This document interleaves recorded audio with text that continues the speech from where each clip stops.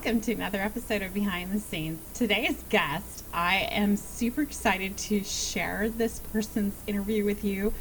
I have been looking forward to sitting down with them and learning more about their background, their experience, everything that they have been doing in the porn industry for over 35 years. So this is super exciting and totally making my day. And I'm so excited to have Shishi LaRue on the show today. Welcome. Hey, how are I'm you? I'm Sheila Rue, and I'm so excited to be here. Welcome to the show, Shishi. It has been, oh, I'm just so excited to sit down here with this and share this with everybody because Thank you you. just about knocked me out of my chair the other day when you said, "When is it my turn?" Oh my God, it's like she needs to do everything. She needs to go to everything. She needs everything. I do. You do. We all Oh, do. I mean, yeah. I know you do. I mean, come on. It's unless it's Shishi approved, it's pretty much not a going thing. So Uh, I totally agree. I'm okay with. I think it's awesome. Yes, you should I definitely. just I watched your thing with Avery, and I kind of feel like I'm Avery's porn mom, and it was like I was so happy to see him on there.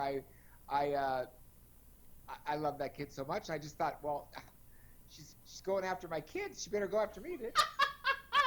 Well, did he tell you that I told him to tell you that I was coming for you? No, he So didn't. he didn't. Okay. Well, then that's on him because I did tell him Didn't that. dildos up his butt. That's when he has Nick's dildo out. So he doesn't remember anything at that point. So, I mean, fabulous is that Nick got him a dildo and the cock destroyer is one of his dildos. Oh my God, it's fabulous.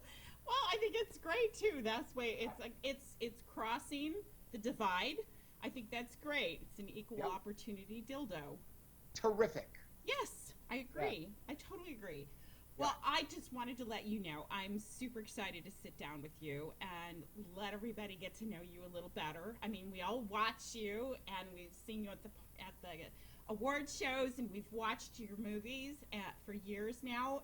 And you are an amazing director. And now it's time for people to get to know the Shishi behind the camera. So I'm Cool. super excited to get to be the one to do that. So Okay, well, I'm here. let's get started then. Yep. So, I usually go and take everybody way back to the very beginning. So, talk to me about Shishi growing up.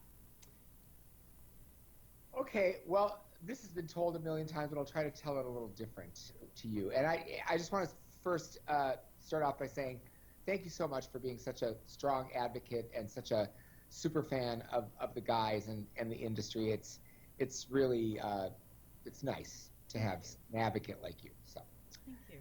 very nice. Okay, so yeah, I grew up in a small town in Minnesota called Hibbing, and Hibbing is famous for people like Bob Dylan Oh, and okay. Kevin McHale, who's a basketball player, Okay. and me, And you. and me. Hey, that's three. That's great. Yep. And I went to high school there. As soon as I graduated from high school, I went to a couple of years of community college, which was all just to party and to say I was in college and be a cheerleader and go to parties and all that stuff. Then I moved to Minneapolis, Okay. Minnesota, with my friend Scott, and he convinced me to move to Minneapolis. And Minneapolis was, this was the small town boy who was dying to get out of my shell and to get out of Hibbing and be the flamboyant fag that I am. And when I got to Minneapolis, I still was a little apprehensive about coming out. But I went to hair school, Mm-hmm. and I was dyeing my hair different colors every week, and I mean, I was pretty obvious to the world of who and what I was, but I was afraid to say it myself. So I was going to First Avenue, where I don't know if you're familiar with First Avenue, but First Avenue is where Prince uh, did Purple Rain. Okay. Yes. Yeah, I'm a huge Prince fan. God rest his soul. And I would go to First Avenue and perform in their shows there called Great Pretenders, which was a lip sync competition. Mm-hmm. And won a couple of times, and with a group of guys, and so funny because I would go to First Avenue, and then I would have a couple drinks, and then which would be liquid courage, and then I would kind of sneak out and go to the gay bar. Well, given the time, I can understand. Yeah, I that can was totally understand. when was it? That was 19. I graduated in 78, so I spent 78 and 79 in Hibbing, and then I moved to Minneapolis 80, 81, 82. Had a bunch of roommates. I had my roommate Kathy. I had my roommate Dawn. Um, we lived in a house in St. Paul. Liz was another roommate of mine. We rented this house in St. Paul, Minnesota, and at that point, I was a huge porn fan. I saw my very first porn movie when I was 16. I drove from Hibbing, Minnesota, to Duluth, Minnesota, to go to a theater Hmm. and watch straight porn.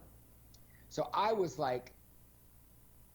a huge fan, and I knew all the porn stars. I was reading Cinema X magazine like it was People magazine. So I knew all the stars. This was straight stars. Hmm.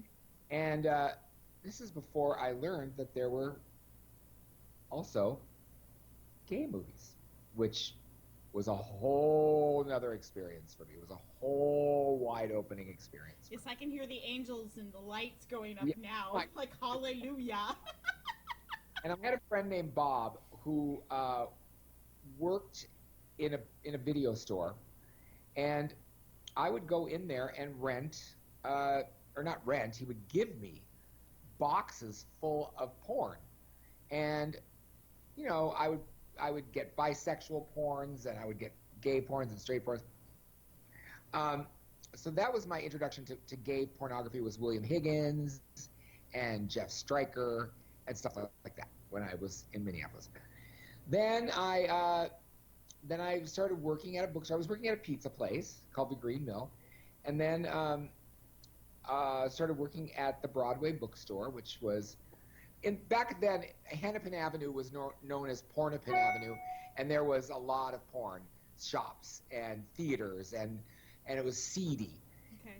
It was fun, and I worked at the Broadway bookstore, which was on the corner of Hennepin and Ninth, maybe, and across the street from the porno bookstore was the Saloon, which was the big gay bar.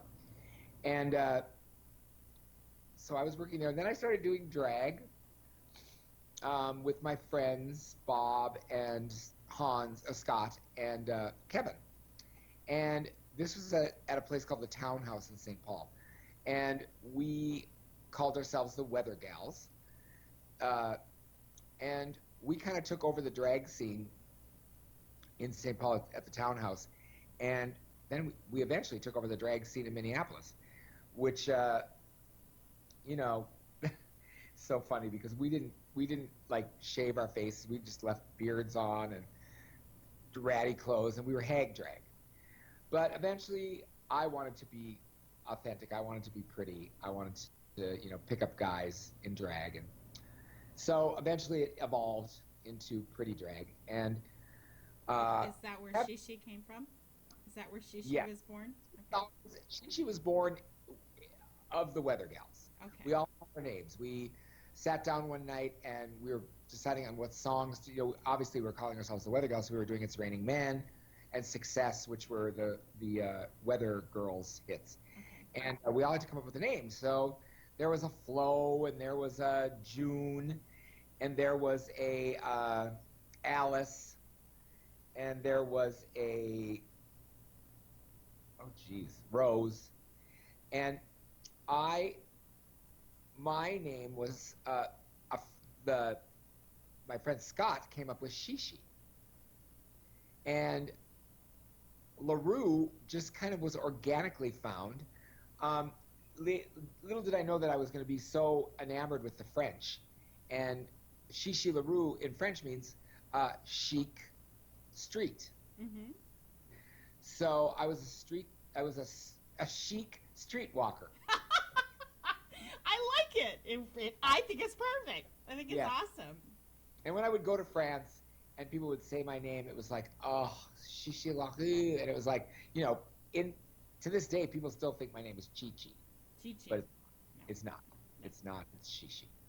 So, yeah, then I eventually moved to Los Angeles. And when I was working at the Broadway bookstore, I was porn obsessed. So, naturally, I was going to get into porn when I moved to Los Angeles. And I moved to Los Angeles because I wanted to be famous. I wanted to be an actor. I wanted to be a singer. I wanted to be on TV. I wanted to be famous. And I guess in some ways I got what I wanted. Um, I was very lucky to meet a lot of my heroes and meet a lot of really amazing friends in Los Angeles. I got to meet Cher through Michael Schmidt, Debbie Harry through Michael Schmidt, uh, Elton John. Uh, my heroes when I was growing up in Hibbing, I had posters. My whole room was a collage of different music stars. And my mother hated me, but she understood. My walls in my bedroom was a complete collage of Cher, Stevie Nicks, Joan Jett, The Runaways, Elton John, um, Fleetwood Mac, uh, Bette Midler, um, every every possible music person that you could think of back in the 70s and early 80s. Um, there was not an inch of wall left in my room. There was a picture of Donna Summer, the Village People.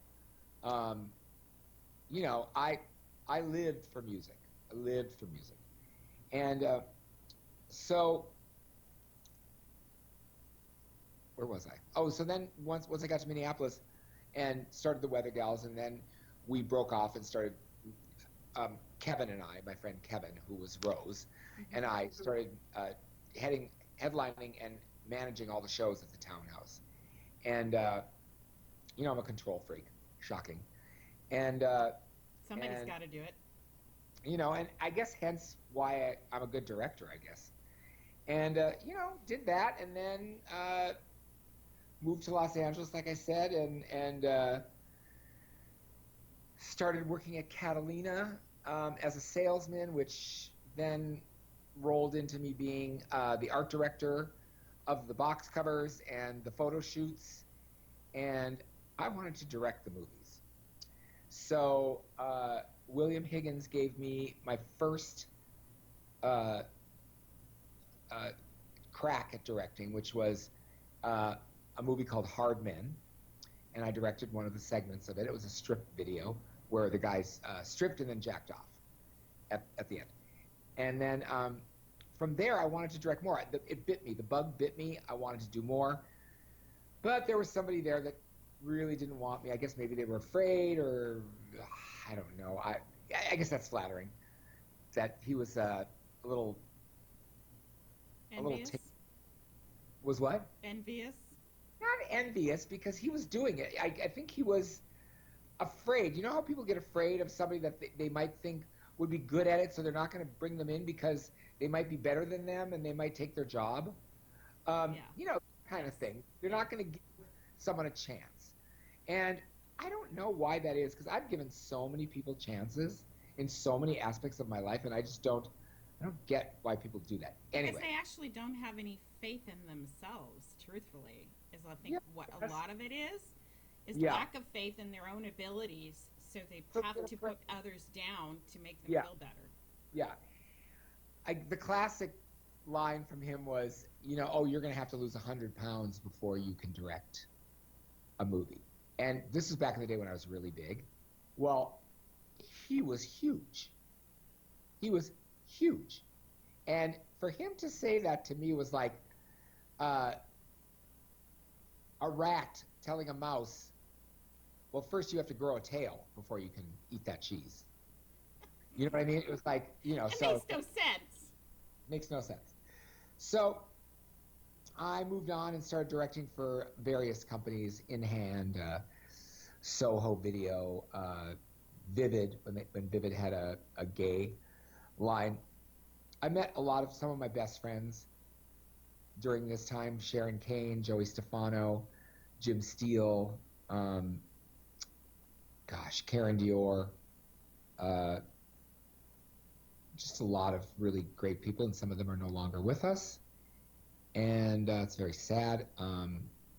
But life is life, and and we had our own little porn brat pack, and we traveled in like a wolf pack, and my friend Shantae, who still works at Falcon, and my friend Sister Roma, who came on later in the pack, Right. And to this day, Shantae, Michael, and Roma are like my best friends. And I've met some people in my life that I'm still friends with to this day. Chris Green. I keep my friends. That's a trait of a Scorpio, is you keep your real friends for a long time, forever. Mm-hmm. And the people that are not your real friends they fall off to the wayside. And that's okay. And yeah, so that kind of brings us to today, I guess. Just continued to do that. Did drag. Did a show at the 4-Star, which is now Mickey's, which was called Drag Race. Mm-hmm. I was the host of that, and it's so funny because RuPaul, back in the day, Yes. entered the contest like 30 years ago, the Drag Race contest, and she won. She sang a song called Star Booty, and she won the contest. Which, so, I mean, not that she stole the name Drag Race from that, but, I mean, it was very, very kind of kismet that she was there. She entered the contest. She won the contest. It was called Drag Race. It was pretty awesome. Yeah. And and what else? I'm trying to think of where. I mean, You've been busy. You've been yes, very busy. really great stuff in my life. I was in a Madonna video. I I got to be on Joan Rivers twice. I can just see you too. We hit it off so. I bet you did.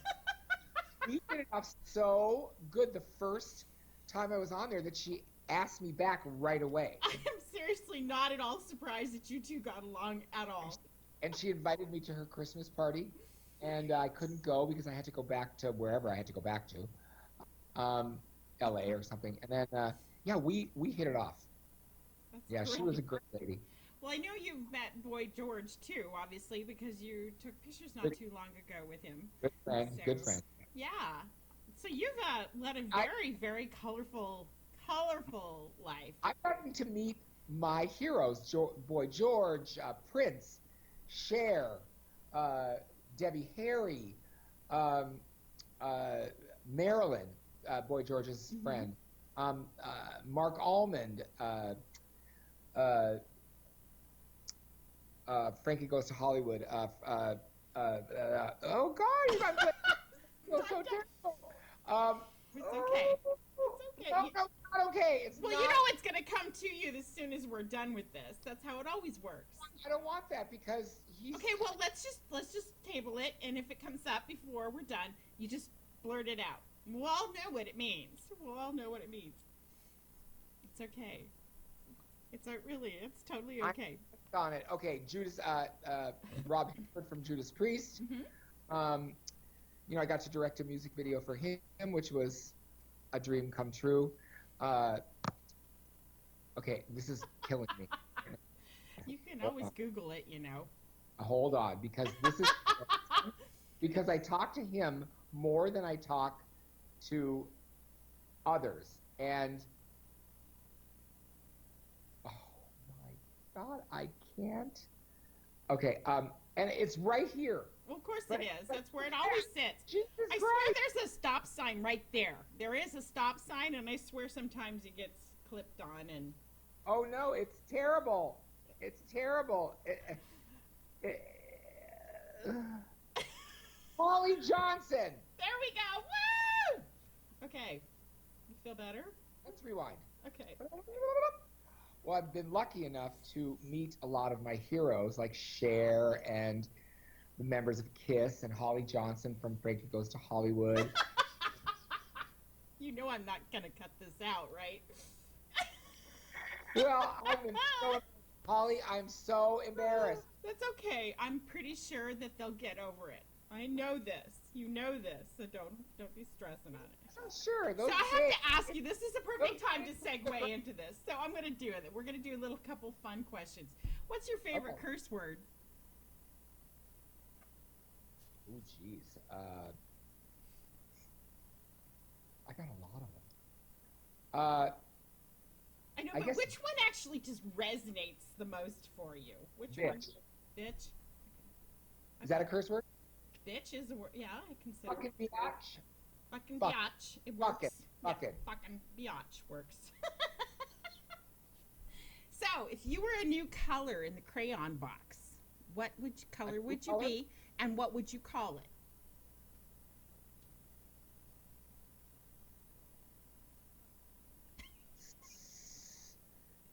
Slut red. I like it. I like it. That's perfect. That's because my friends, the cock destroyers, always talk about slut red on their lips. Well, they do wear a lot of really red lipstick. You know what's funny about those two girls, fucking biatches?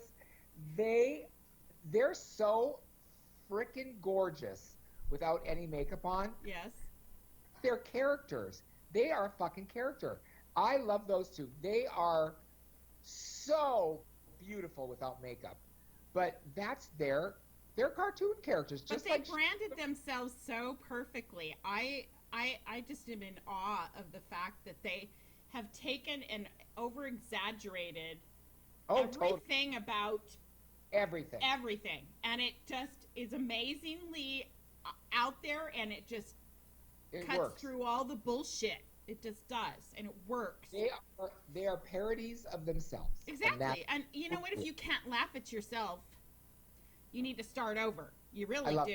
You really do. Hi guys and girlies. Okay. So, which one of the seven dwarves are you? Oh jeez. I'd be a new seven dwarf bitchy. Bitchy. Okay. So Yeah, we have I'd be an the- eighth. He's the one So we don't talk about. Yeah, that's the one they keep in the basement. If I had to pick one, I would be bashful. Bashful. You're not bashful, but I love it. But I would like to be more bashful.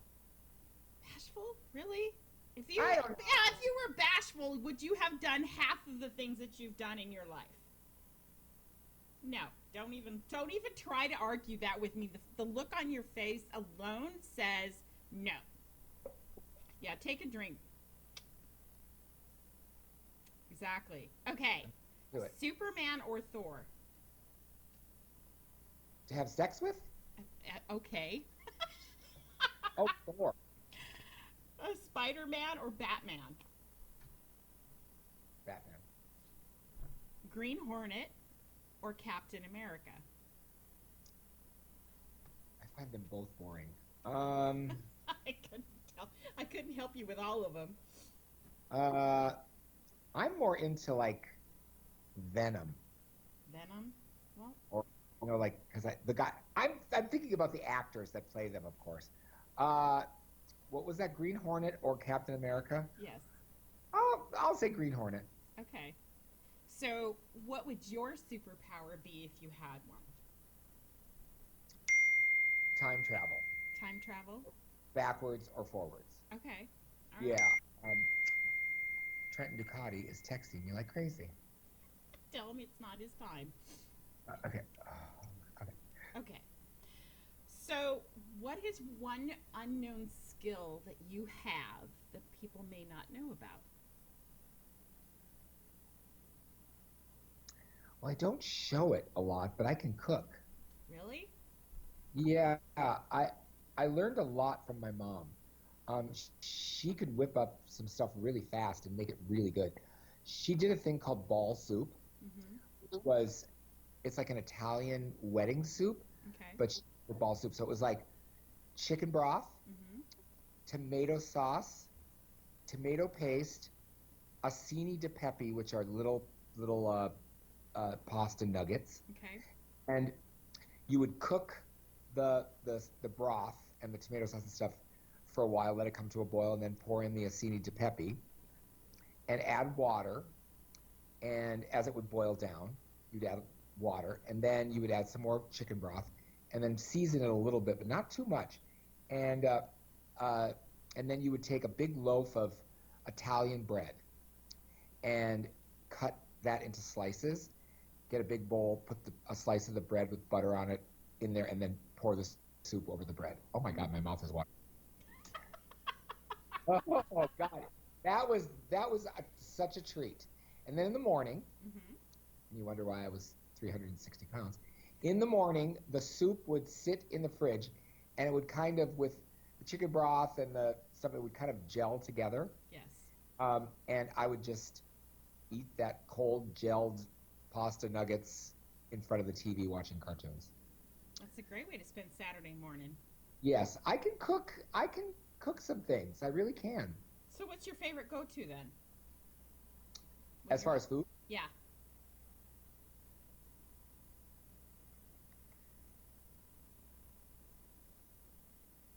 well, I don't really cook a lot because I don't.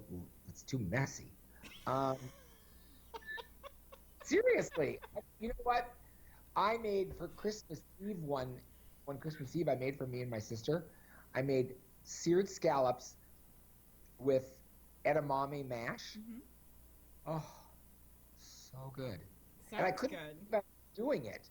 Um, yeah, you mash up the edamame and then you cook the scallops and you put the scallops on top of the edamame. So it's all protein. Right? It's delicious. Oh, I'm gonna have to do that So- again. Sounds yummy. Yeah. So, if you had the ability to do magic, what would you do with it? Make our president disappear? I think you would get a lot of people to agree with you on that one. Um, Jeez, I don't know.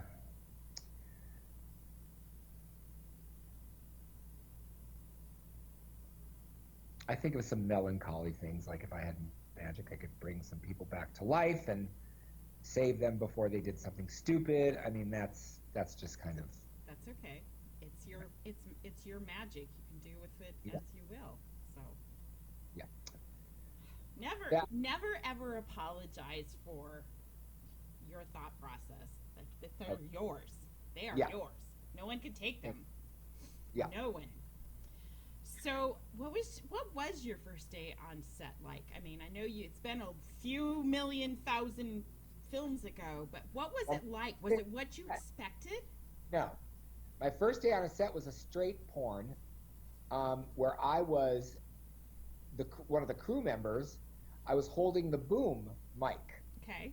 uh, and it was Gina Fine and Tracy Adams in a house in the valley. I was standing in a closet holding the boom mic. The two girls were, I had never even seen a vagina,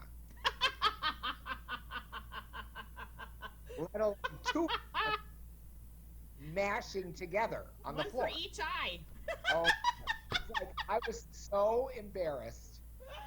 And I was holding, I mean, nowadays you can't shock me with anything, but I was holding this boom mic, and apparently I wasn't watching what I was doing, and the boom mic kind of started to lower down, and it was hanging right kind of in the middle of the two girls. And I remember Gina saying, "Hey, Mr. Boom Man," um, and I was like, "Oh, I'm so embarrassed." And from that day, Gina and I were best friends after that. That's Um, funny. but yeah, we that was how my first day on the set was. on a set. And then, I just kind of fell into it really heavily. Nothing embarrasses me anymore. Nothing. I don't I can doubt it clean at up, this point. I can clean up any disaster. Nothing grosses me out. Um, some people gag at things. I don't. I'm right in there. The only thing that makes me gag, it's so funny, is cleaning up dog poop. How weird is that? I can clean up poop that comes out of Yes, we got a it. random porn star's butt, but I can't clean up dog poop. It's so crazy. Okay. Different smell to it, maybe? Maybe. I don't know. I don't Mm. know what it is. Hopefully I'll find out one day. Anyway, So, when I what get are my own dog. yes, that might maybe you might have to cure yourself by having one, taking Yeah, care of one. yeah. So, what are some of the amazing things that you've gotten on rewards that you've gotten out of being in the porn industry? Well, besides the awards, which I'm grateful for all of them, I have gotten and learned the ability to love my body and to not be ashamed of my body and to embrace it and uh, know that everybody is different and that everybody has different body types and just embrace myself and really embrace my sexuality and be not embarrassed about really anything sexual. Um, I just think it's amazing how these people that do these movies, the men and the women, um, how they're so secure or how they present themselves as being so secure that they can do this, that they can make themselves so vulnerable and put themselves out there as, when you're naked, you're your most vulnerable. Right. And, it's like, God love them. God love them for being secure with themselves that they can do this in front of a room full of people. I mean, you got to give kudos to Mm-hmm. that. And they have. When I was a kid, I couldn't even take my shirt off in the swimming pool. Um, but nowadays, I'm not embarrassed to change in the drag dressing room or you know, I'm I'm a lot more secure with myself and my body. I think honestly that it's what we're taught. We're taught to be maybe not consciously taught, but we're taught to be ashamed of our bodies. We're taught to hide it. We're taught. We all know we have sex, but it's taboo to talk I would about. hide my body. In fact, when in high school, where I went to high school, the boys had to swim naked. To this day, I find it very odd. Now, they're not doing it now at Hibbing High School, but when I was in high school, the boys had to swim naked, no swimsuits. How weird is that? That is beyond weird. And I was so horribly mortified by that because I was fat. Oh, I hated dressing down for gym. I hated even dressing down. And don't even start with the shower room. After gym class. Well, that's what it was like, horrified and mortified in the swimming pool naked, Mm-hmm. and then horrified and mortified in the shower. Mm-hmm. And I'll never forget one day when we were swimming, I would kind of get in the pool and not kind of come out of the pool. And one day our swim instructor, Mr. Casey, who was so gorgeous, took off all his clothes and started swimming with us. And my eyes must have gotten this big. And I was so excited that, of course, I started to get a boner in the pool. I was like, oh my God, this man has hair on his body. This man, oh. So, I mean, it was a little barbaric, I think. A little, It's a little yeah, odd to not have your clothes on in the yeah, swimming pool. yeah. I've never heard of that before. Well, I So think someone found out about it and put a probably stop to maybe there was a problem with your teacher. it. You know what? It wasn't it was the school policy. It wasn't the teacher. It was, I mean, we had to do it. It was somebody had to set that policy something who I may just not. set up. Yeah. Yeah, set it up, which I think is, now thinking about it now, is a good plot for one of my movies, I guess. If you think about it, they don't. Pedophiles don't always touch. So, Oh, just not a good plot with pedophiles. I'm talking like no, I know maybe. what you were going at. I'm just saying though, going back to the reason Yeah, why. yeah, Yeah. yeah, yeah, yeah, yeah, yeah, yeah, yeah. So, Woo, girl! I never even thought okay, all right. of it up. So, what are some of the biggest challenges that you have faced in the porn industry? Well, there's been many different hurdles through the 35 years I've been doing it. You know, back when I first started, it was almost virtually impossible to find anybody to do it. Right. And now they are literally dropping out of the sky to do it. And, when VHS went away and it went into DVD, and then, DVD became popular, and then DVD started to like fade away, which it's still around, but it started to fade away. It probably won't be around for in 5 years, there would be no DVDs. It'll be all online. But, nobody wants a feature really anymore. Everybody wants just scenes. And so I guess the hurdles are just trying to keep yourself relevant and come up with new ideas. And I'm just so lucky that I have a mind that can come up with these weird scenarios. I always have. I've come up with movies, some of my best movies, just in the weirdest times. Like my business partner at Channel One shot Johnny Hazard walking on a railroad track in Palm Springs. And just Johnny walking in a wife beater t-shirt and jeans, we came up with the idea for Wrong Side of the Tracks, which was probably one of, if not the best movie I've ever done. My Link series, I started back in the day with I did movies called Boot Black, and I did the Link series, and I did Bolt. I mean, these were all my fantasies of Leatherman, and just I did a movie for Falcon called Stock, and it was all about the upper and the lower world. Like in the upper world, it was the rich, and it was like they got everything, and down below were the kind of the sex slaves who were brought up to service the rich. And that was another one that was so good. Yeah, I really, there's some movies that I did that are just, to this day they resonate. My Heaven to Hell, and Earthbound, amazing. Thank God for Dean Monroe. Yeah, and I've been really lucky to discover some guys that feed me the ideas by just knowing them and seeing them and visualizing them in these certain parts. So I still love making these movies. Well, good. We Still love that you love that you're loving making these movies. We Yeah. would love that you keep doing it, please. Well, I plan on it. I always said that I'm going to stop doing drag at 50. Yeah? Well, here I am 60 and I'm still doing it.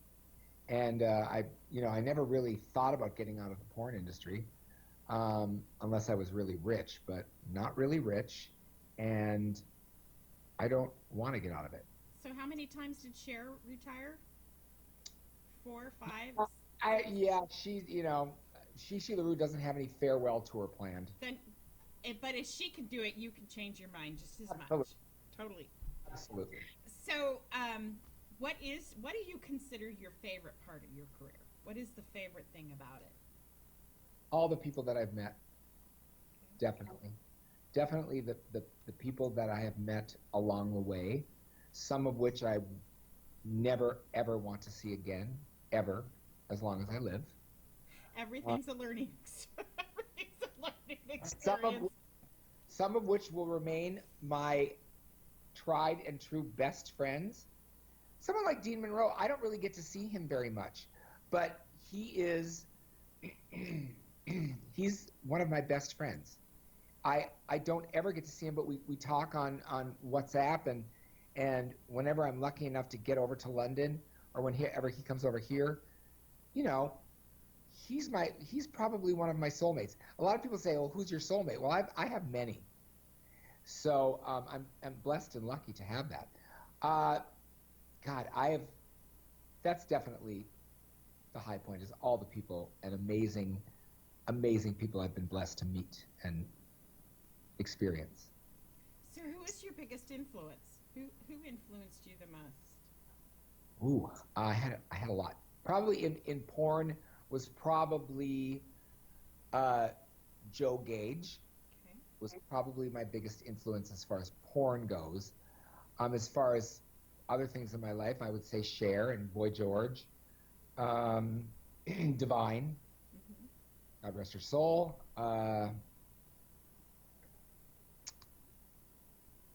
I'm sure there's more in there, but those come to mind. So, what do you think is the biggest misconception people have about porn industry? That we're all doing drugs on the set, and we're all having sex, and we're all having orgies, and yeah, if you want to come and screw the porn stars, yeah, come on, give me some money. Come on. It's so much work. It is so much work. It's very frustrating. It's very stressful. It's you plan these things and they don't always go the way you plan them to go. So what you have to do is you have to triage, and you've got to figure it out. And if somebody doesn't show up, or if somebody doesn't get on the airplane, or if somebody decides to go out and get completely trashed, or if somebody something does something somewhere, you have to be ready to figure it out, because you spent the money, you've done this, you have to figure it out. I have had to figure many, many things out. And you got a three-way or a four-way, and you got a three-way that's supposed to be a three-way, and one of the people don't show up, you have to turn it into a two-way, and the script calls for a three-way. So you have to, on the spear of the on the spot, come up with a different script that goes with the rest of the movie. Um, yeah, it things can hit you without you knowing, and we don't have the luxury of having thousands and thousands of dollars in a suitcase, just waiting to help us through a disaster. You got to go with what you have in front of you, and I'm blessed to have such great people that I work with. The crew at Falcon and Icon and Noir and the boys and the guys and the we're a team. I couldn't do this without the models. I couldn't do this without my cameraman. I couldn't do this without my editors, without my lighting people. I couldn't do it without the crew, the still photographers. It's like some directors out there really think that they are who's doing it, that they are the ones that make these movies alone. That couldn't be furthest from the truth. So you got to give accolades to the crew. You have to, and you have to give accolades to the models. And some of the models you'd like to grab by the hair and swing around like a wet cat. I can understand this. It's like having herding cats, like having But children, like okay, yeah, having a big group of children. yeah, no, it's definitely that sometimes. But when it's not, or when it's all said and done, Yes. most of the time I'm proud of what we've all created. So So then, what I would ask at this point is, what would you advise people, models, who are considering getting into the industry? What would you recommend to them that they do, and how should they prepare, and how do they attack it in a positive way? well, you need to think about it for a long time. There was a boy recently who was so gung ho. Hunter Smith. He starred in a couple of my movies. So beautiful, so amazing. And then he kind of disappeared, and didn't understand why. And then recently he reconnected with me, and he wanted to come, was going to get back into it. Well, I told him to think long and hard before making that decision, uh, because this has to be something that you're committed to, and you have to do it for all the right reasons. And if you're doing it to get out of where you are, or you're doing it to make quick money, or you're doing it to spite your parents, don't do it. Um, or spite an ex-boyfriend or girlfriend. Um, don't do it. Now, there's a new boy. His name is Matt Lockwood. He's about to make his first movie. And I have been talking to Matt. I found him on Twitter, and I could see I'm really good at spotting people. I'm really good at finding models. That has been my forte since I started. I found some of the greatest models in this industry that this industry's ever seen. And when I found Matt on Twitter, I started talking to him, and we hit it off right away. And of course, I asked him if he wanted to do movies, and you know, he said no. But I could tell that no, behind that no was a yes. And we talked and we talked and we talked, and then he started asking me questions, and I answered all the questions truthfully. And I even talked to his girlfriend on the phone, and who's lovely. She had the most fabulous purple hair. And we hit it off. We hit it off, and you know, I want people to trust me because I have to trust them too. Mm-hmm. You know, we're spending a lot of money to buy them airplane tickets and do all these things to bring them here, and if they don't come, then blah. But I talked to Matt for a good solid month before I even entertained bringing him, and he wanted to come the next day, and I was like, keep working out, keep doing things, make yourself beautiful, more beautiful than you are, because he's beautiful. And we'll talk again. Well, he was relentless talking to me. He's so excited, and I can see it and I can hear it, that he's excited to do it. And I'm going to take great care of him. And if it works out with Matt, I'm so happy. And if it doesn't, chalk it up to one person that didn't meet your expectations. But I think he's going to. I've worked with a couple lately that, yeah, I don't think this is for them. And they came through an agent. So, you know, sometimes agents will say, oh, they're fabulous. Oh, they want to do it. They're like, oh, they're amazing. And oh, they're so excited. And oh, they're fabulous. Oh, wait till you meet. Oh, that. Well, now you know why they have an agent. Well, If they can't sell themselves, though, I mean. No, I mean, I believe in agents. No, I'm not disputing that, but I'm just saying that if I get the agent part, I do. Agent has to sell them to you, and once they get to you, they have to sell themselves. Right. It's a step process. It's not a final. And we have a close-knit little family of directors, you know, with Steve Cruz and Tony DeMarco and me and Mr. Pam and you know, and Trenton Ducati, and you know, we've got a close little knit group of people where we help each other. Mm-hmm. You know, and we ask each other questions about, you know, have you worked with this person? And we have to tell each other the truth, unless, you know, we want to be a big shit and say, oh, they were fabulous for me. Which it is a big, small industry. So it makes sense that you guys would talk and share, because really, like you said, if unless there's some, you know, you're wanting to screw over your next person, you're going to be honest with them. Yeah, I'm not big at screwing people over. I mean, I've had many fights with and many disagreements with directors, but in the long run, I've actually, you know, given them suggestions to help them. Well, you know, having a disagreement's different than being unprofessional. yeah, I don't want to. Absolutely, I don't want to be unprofessional. That's one thing I don't want to be. And you know, when I was drinking, I was really unprofessional. So, you know, that part of my life is I don't want to be that person. I want to be I want to be happy, Shishi. You've grown past that person, so there's no reason to continue on some of the behaviors. So it totally makes Yep. sense.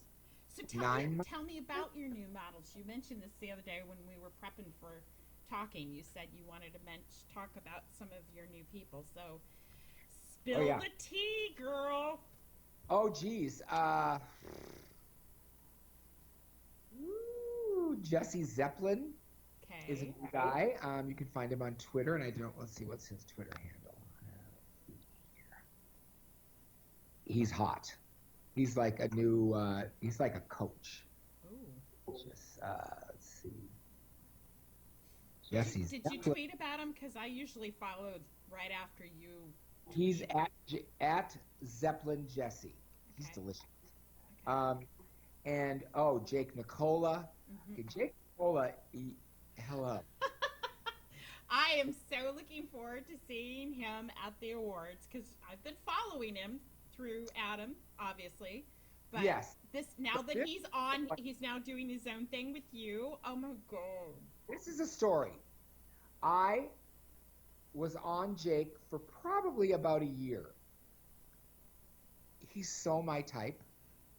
Um, I didn't even know how he was as a person, but he's so my type. But again, I could see some kindness in his eyes, and I would private message him and say, "Well, you want to do a movie for me?" And he'd be like, "No, I don't want to do studio porn."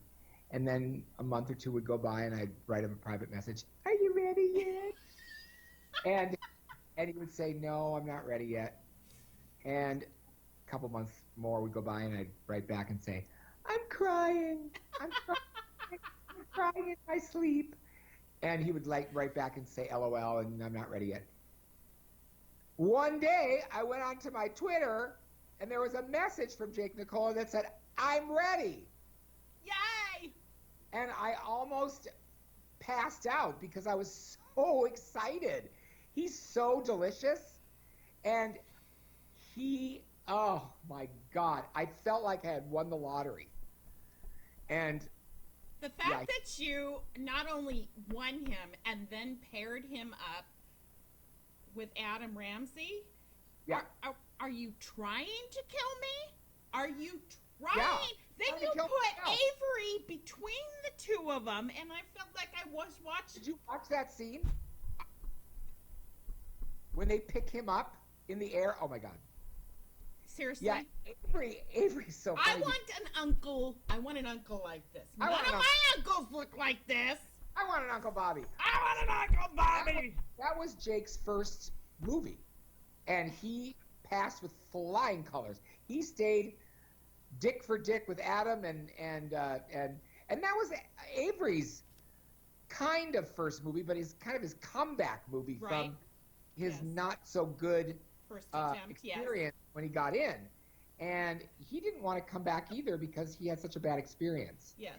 And we hit it off like, you know, gangbusters. So he trusted me, and I brought him out, and he's fabulous. I thought And it was adorable. yeah, so that was awesome. That was an awesome movie to make. And yeah, it's great. And Jake has been in 3 of my movies now, and he's done some great movies like for Raging Stallion. And I'm hoping that he's going to be in my Locker Room series that I'm going to do for a new little project that I'm working on. And God, he's just so delicious. And do you know he's a dancer? Yes, I do. You ever seen him dance? I've watched everything. I've seen everything I can get my hands on with him dancing in it. He's an amazing dancer. Okay, well, watch I literally have been Lady stalking him for over a year. that Judas video because he's one of the dancers. Okay, all right. He used to will. dance with Lady Gaga. I'm definitely all over it.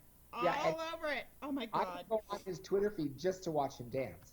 Exactly. In fact, that's part. I mean, when he first got together with Adam and I saw his dancing, it was like, Hi, Adam, and then Uh, off well, I. Adam's another one that I have been working with for years. And if you want a good acting performance, you hire Adam Russo.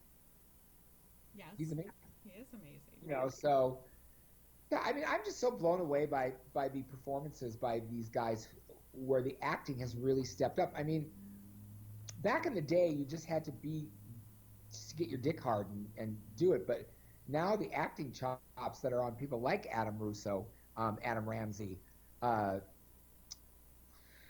Do you think God, that part of that is because the audience is looking for more story with the porn? That it's becoming more artistic than what people usually. I think the lady fans of gay porn are they definitely like a story. I think that's why Cocky Boys is so popular with the ladies, because Cocky Boys prides themselves on giving, you know, performances not only sex wise but acting, Okay. and they have those such complete amazing stories.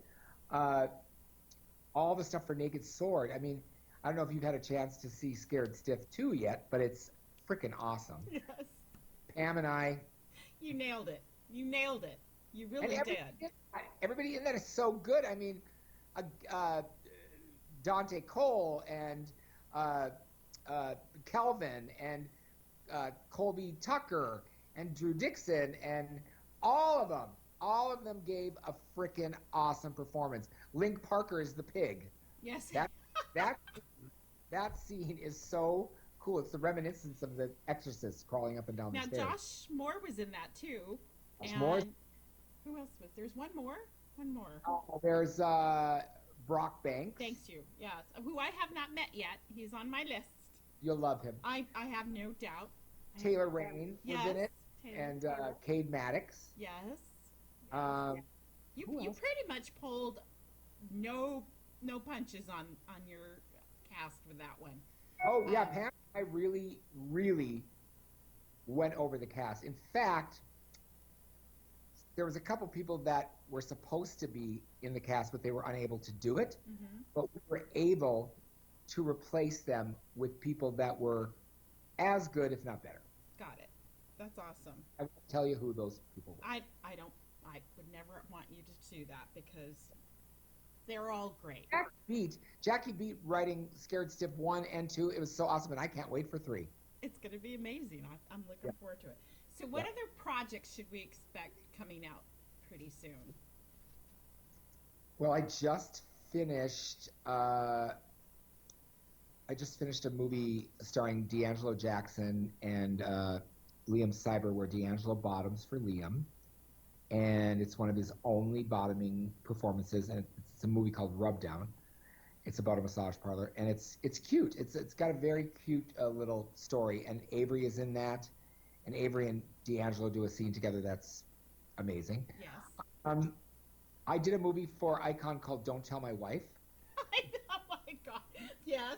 Oh, Yes. it turned out to be one of my favorite movies I've ever done. It was. Be- Yes, I loved it. It was great.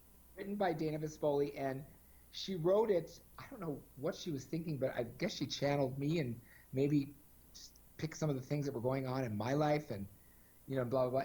It turned out to be a story about obviously down low sex of a husband, but she didn't make it that the husband left the wife for the boyfriend. The down low husband had no intention of leaving his wife. He loved his wife. He loved his stepson. He didn't want to break up the family. He didn't want to do that. And involved in the story was addiction. Yes.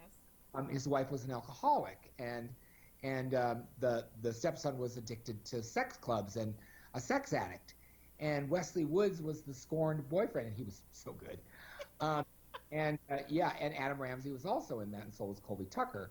And everybody just gave me awesome performances. I've got the best group of guys that work for me, and everybody just commits, totally commits. It used to be that boys would come on set and say, "When are we going to be done?" Or the worst question in the world to a director, Yes. the worst question. See if any of you directors out there that are watching this can guess what the question is. When are the cum shots? When they get there at 9 o'clock in the morning, they ask the question, when are the cum shots? Why do they want to get it out of the way first? No, they want to get out of there. Oh, got it. Okay. Okay. Well, they just got to set, and that was the first. That's the first time. That's like saying what time's lunch. Well, they say, my crew says that. When's lunch? What's lunch? It drives me up a wall. So they say, when's lunch?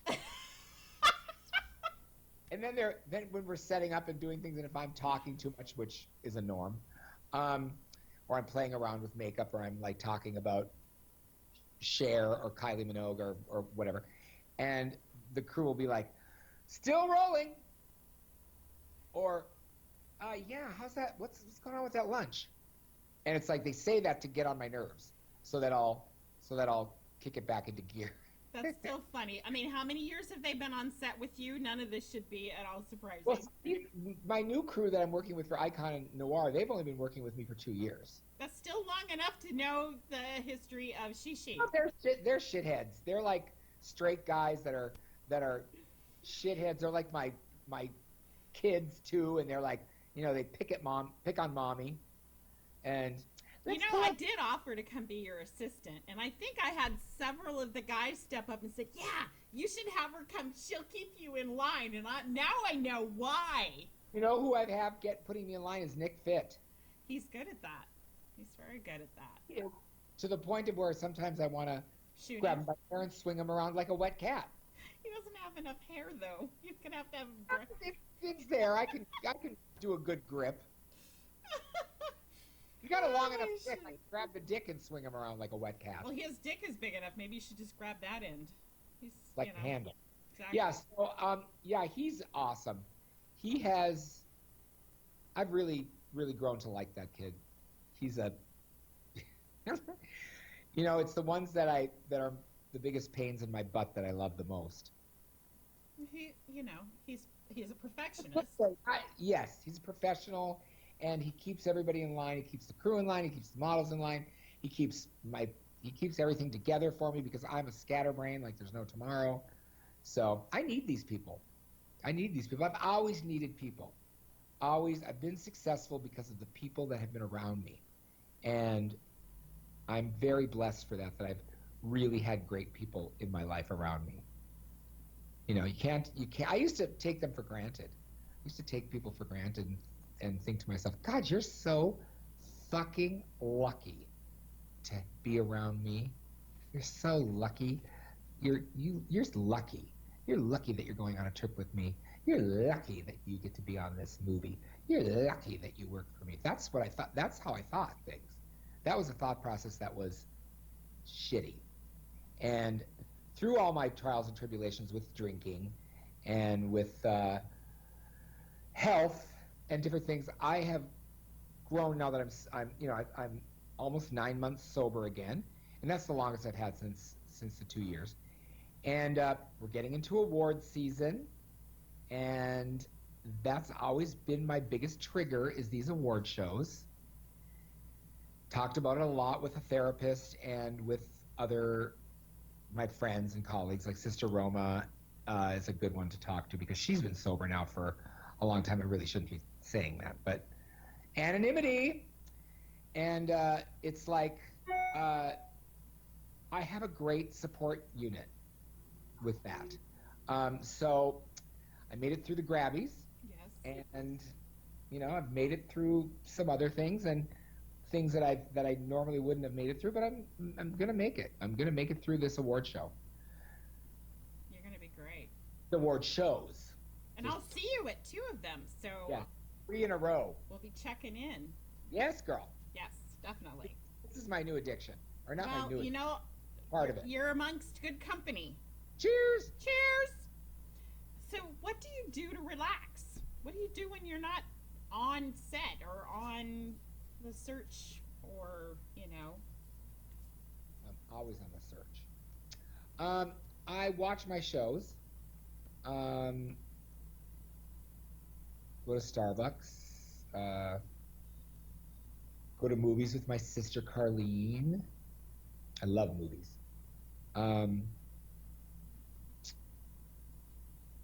Yeah, my life is pretty simple as far as that goes.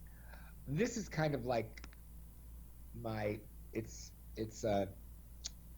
it's an extension of my hand, which sometimes I wish I could cut off. But yeah, I love TV. I love my shows. I love like Van Helsing, and I love Big Brother, and I love I can't wait for Special Victims Unit. That has been my favorite show for God, as long as it's been on. Um, yeah, there's a lot of TV shows that I love. Um, Listen to music, DJing. Um, Even though some people would say that's work, but it does really help to be in clubs to DJ. I really don't go to clubs unless I'm working. Um, and yeah, I love music. I sit for hours and peruse music sites and listen to new music and search for Mhm. things and mashups and different things. Yeah, I love music. So, another fun question. Would you rather win an Olympic medal, an Academy Award, or the Nobel Peace Prize? Ooh,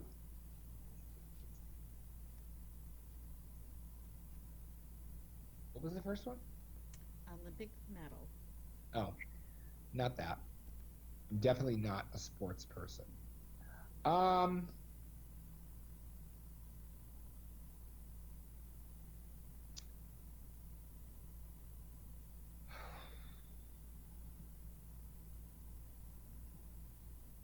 it's a tough one, girl. You know what? I love the Academy Awards, and I love when people that I love get up for Academy Awards like Lady Gaga, but I think it would be pretty awesome to win the Nobel Peace Prize because that means I really did something to help people instead of help myself. Okay. Okay. If you could spend the day with one person, past, present, current, history, who would Wow. that be?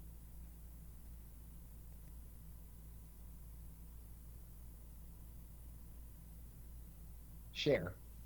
Okay. Okay. That's a good answer. I like that. Yeah, she's my go-to for everything. I worship her in a not in a weird sycophant way, but in a I truly love her. She's like a phoenix. You She has cannot reinvented herself every decade.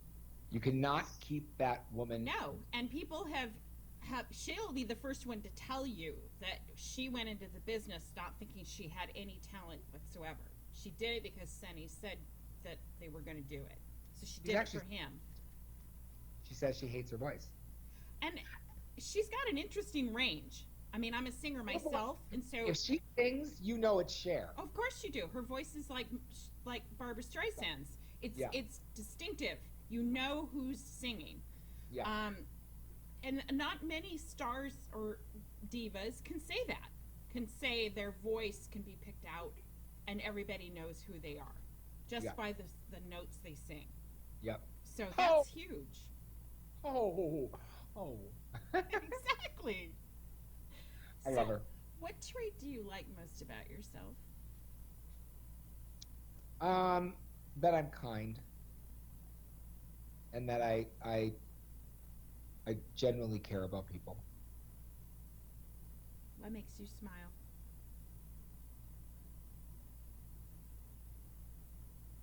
My friends. What makes you sad? I knew you were going to ask that. Oh. Other than the Dodo puppy videos on YouTube where they rescue puppies and bring them back from near death, probably just my my my oh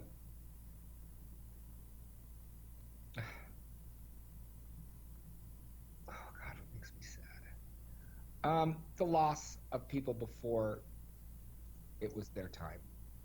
That makes me sad. My mom being one of them, even though my mom was older, I really wanted her to live longer. Uh,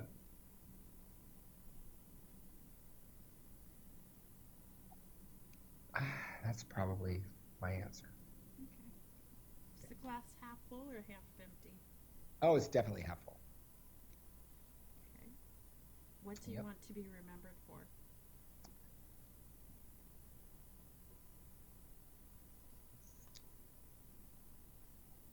Again, that I was kind and that I helped people, and that I wasn't a sleazebag and I didn't take advantage of people. So, if you had an autobiography written about yourself, what would it be called? I did have one Did you? How do I not know this? Okay. on What was Amazon. it called? Bucks. It was early in my career. It was called "Sex Becomes Her." So, what would you call one now?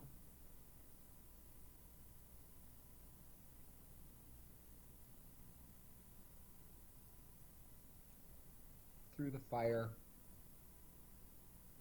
Through the fire with singed edges. Ooh, that's good. Ooh, that is good. Ooh, that could be a movie too. I'm sorry. Coffee went down the wrong pipe. Somebody said something once at an AA meeting that really resonated with me. Floor length in tears. I'm floor length in tears, which I thought was really a good title for a book. Um, I think it's an awesome saying. I've been floor length in tears, but I think, through the fire with singed edges. That fits. I don't remember that. That is. We might have to write this down. Yeah. Well, I have it on video. I'll remind you about it Okay. too, if we should forget. Okay. So, what would you like to say to all your fans and friends and models and coworkers and everybody who gets a chance to sit down and watch this? Well, my friends are going to say this is a cliche for me, but be good to yourself and be good to others. That is what I would say. I think that people need to be better to themselves.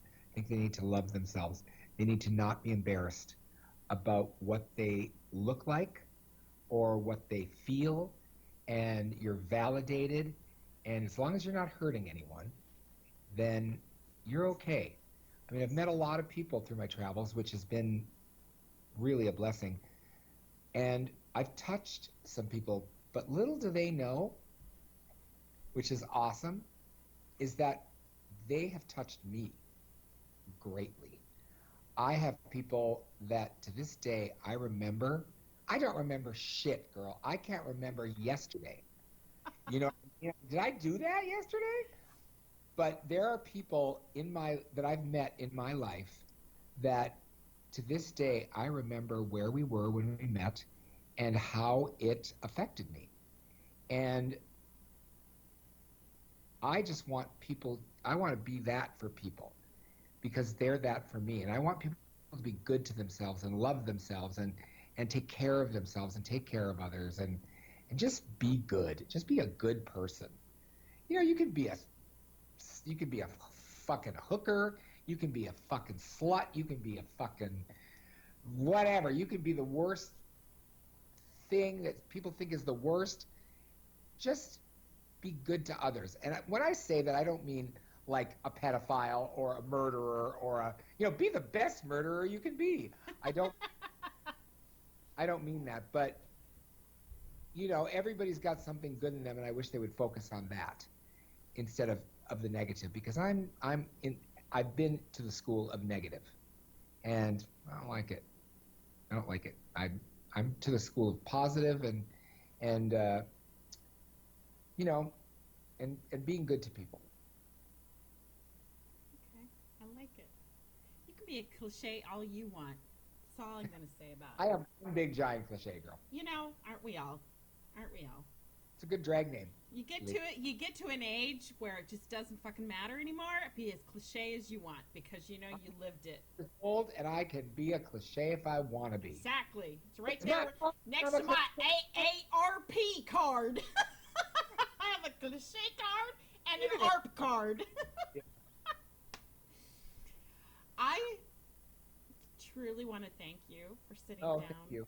and sharing your life experiences with me and with everybody else. And truly, this has been a pleasure, and I hope Oh, you know it. I think you're an amazingly talented, beautiful soul, and I appreciate you giving me the opportunity to sit down and pick your brain and pick your life well, apart. guys, thank you for being such a positive, uh, loving, accepting entity to all these guys and to the industry that I love so much. I mean, I love this industry. There's a lot of people out there that don't like us for whatever reason. If you don't like us, don't watch us. Pretty much. Turn around, turn us off. But you know, like I said, I really love everybody that does this because it takes a lot of guts to put yourself out there like that.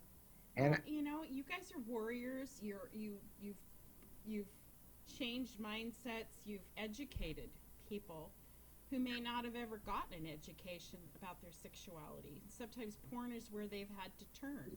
I was just gonna say, sometimes porn is like the coming out for some people. Exactly. That, my God, look at these amazing guys. It's okay.